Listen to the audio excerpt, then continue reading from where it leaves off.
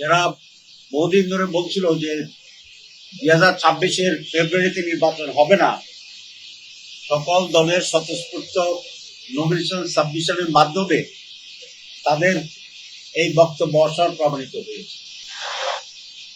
আমরা আশা করি বাংলাদেশে 12 ফেব্রুয়ারি একটি অবাধ, সুষ্ঠ এবং নিরপেক্ষ নির্বাচন হবে।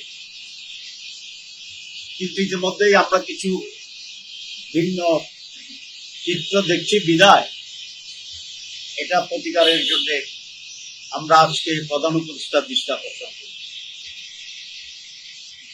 আপনারা জানেন যে নমিনেশন বাছাই পর্ব চলছে ইলেকশন কমিশনে, এবং সেখানে একই নিয়মে বিভিন্ন জায়গায় কাউকে উপযুক্ত মনে করেছে, প্রার্থীকে ওকে করে দিয়েছে, আবার একই রকম কেসে কাউকে বাতিল করেছে।